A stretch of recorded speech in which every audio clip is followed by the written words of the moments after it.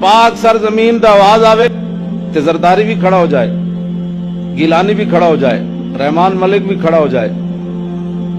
شہباز شریف بھی کھڑا ہو جائے، نواز شریف بھی کھڑا ہو جائے، عمران خان بھی کھڑا ہو جائے، اور شجاعت حسین بھی کھڑا ہو جائے، اے سارے فضل الرحمان بھی کھڑا ہو جائے، وہابیاں دا ساجد میر بھی کھڑا ہو جائے، شیعہ دا ساجد نقوی بھی کھڑا ہو جائے، پاک سرزمین دا نہ آوے تے سارے اٹھ کے کھڑا ہو جاون تے کدی کسی نے دلیل نہیں منگی یار اے ترانے تے کھڑا ہونا کیڑی حدیث تو ثابت ہے؟ میں آکھا جی پوچھ کے لوگوں کو حضور نال پیار نہیں کرنا، پوچھ کے نہیں کرنا، اے میں نو چٹا جی انگوٹھے چومنا جائز ہے کہ نہیں؟ میں آکھا جی جدوں جس قوم نو 50 سال عمر ہو گئی بابے دی، ہن اثر تے ہو گئی، ہن غروب ہونے دا وقت آ گیا، اس تو بعد تے پھر ہن بابا اور پیچھے نہیں نہ آنا 30 سال والی عمر وچ، ہن تے اگے ہی جانا ہے، پھر اگے جاندے پھر ایک وقت یہ بھی آ جاندا،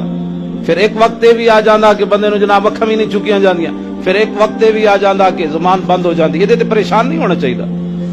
لوگوں کو پوچھ کے حضور نال پیار نہیں کرنا، تو اپنے ایمان کو پوچھ بھائی حضور دا نام چومنا چاہیے کہ نہیں؟ بس تو اے علماء جس سٹیج تے بیٹھے تو ساڈے کو پوچھتے ہو جی حضور دا نام چومنا چاہیے کہ نہیں؟ تو اپنے ایمان کو فتویٰ پوچھ کے رسول اللہ دا نام چومنا چاہیے کہ نہیں؟ اے بھی تو ایک مفتی بیٹھا نا تیرے اندر،